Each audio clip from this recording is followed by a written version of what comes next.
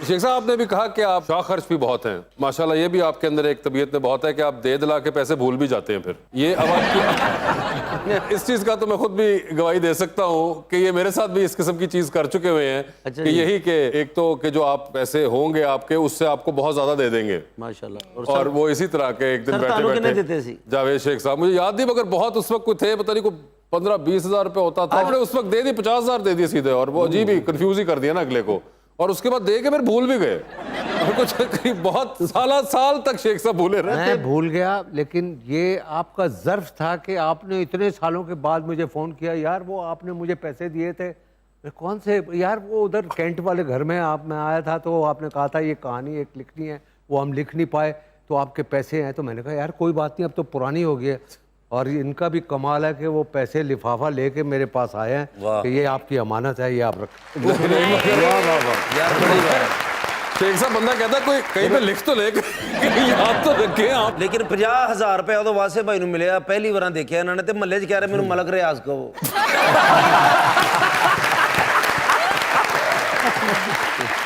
जिस जमाने में मिला था वैसे उस वक्त यही हाल था हमारा। अपने अंदर हम उस वक्त वही थे। अच्छा सर, पाकिस्तानी सिनेमा का रिवाइवल हो रहा है, जबरदस्त किस्म की फिल्म्स बन रही हैं, तो आपको ये रिवाइवल कैसा लग रहा है? मैं समझता हूँ ये जो नई पीछे 1-2 साल से फिल्में थी, जवानी फिर नहीं आनी, मौला जट, कायदे जिंदाबाद, नामालूम कायदे-आज़म अफराद, जिंदाबाद, So many नामालूम films. अफराद, तीफा इन ट्रबल वगैरह, ये सारी फिल्में, पंजाब नहीं जाऊंगा और इस तरह की, ये सारी फिल्मों ने एक नया स्टैंड दिया इंडस्ट्री को। बिल्कुल। क्योंकि इन फिल्मों ने वो बिजनेस किया और पब्लिक जो पाकिस्तानी सिनेमा से दूर थी वो करीब आ गई, और उन्होंने आके अपनी फैमिली के साथ फिल्में देखना शुरू कर दी। और उसके साथ साथ हमारा ओवरसीज मार्केट जो है वो थोड़ी सी खुल गई। तो अब जाके ये 2 फिल्में जो पीछे मौला जट और ये मनी बैक गारंटी है, ये वर्ल्ड वाइड रिलीज हुई बिल्कुल। और इन्होंने बिजनेस किया है और डॉलर पाउंड्स में पैसे कमाया, तो ये बहुत बड़ी अचीवमेंट है हमारी। ठीक हो गया। और इसके अलावा जो आपने बॉलीवुड में भी जबरदस्त किस्म का काम किया है, बहुत अच्छे अच्छे एक्टर्स के साथ किया है, सबसे ज्यादा मजा आपको किसके साथ काम करके आया? शाहरुख के साथ। शाहरुख दे अब्बू बन गए, किन्ना और को पैसा, लेकिन अब्बू साडा है।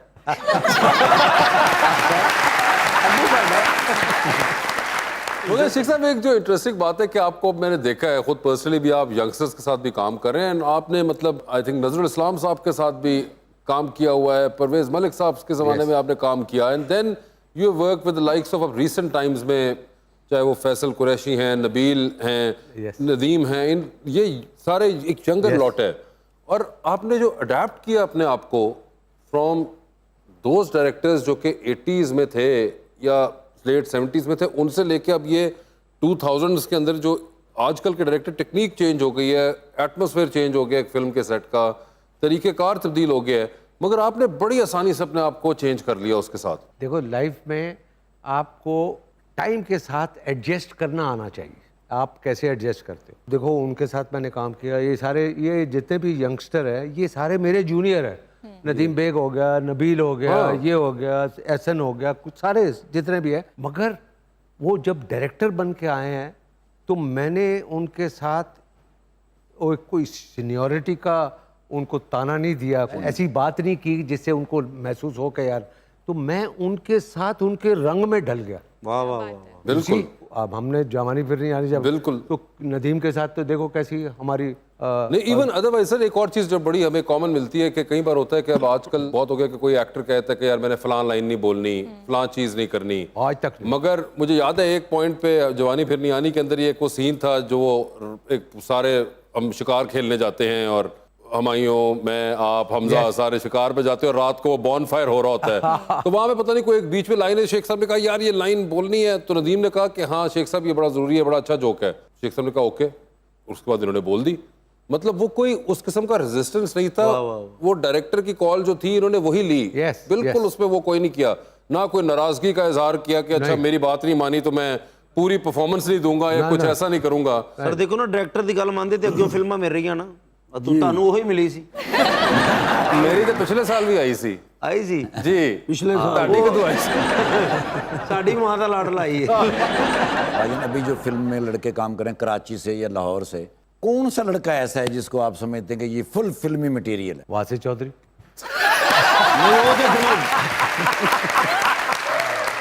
ਇਹ ਤਾਂ ਮਹੱਲੇ 'ਚ ਵੀ ਗੱਲਾਂ ਕਰਦੇ ਹੁਣ ਲੋਕੀ ਤੇ ਕੋਲ ਜਾਂਦੇ ਨੇ ਤੇ ਕਹਿੰਦੇ ਉਹ ਚਲੋ ਵੱਡੀ ਫਿਲਮ ਆ ਗਈ ਜੇ ਚੱਲੀਏ।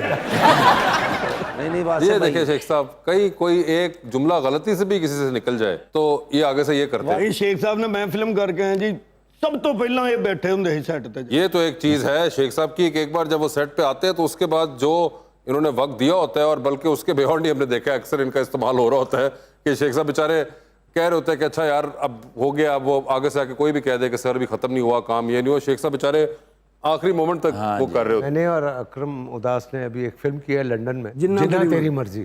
अच्छा वैसे शेख साहब आपस की बात है, करनी थी तो आप लाहौर में कर लेते, मतलब लंदन इतना खर्चा किया है, इन्हीं इसी चेहरे के साथ अगर करनी थी। चेहरे का नाम ही तो देखो ना, इन्होंने तो नाम ही रखे जिन्ना तेरी मर्जी के जिन्ना।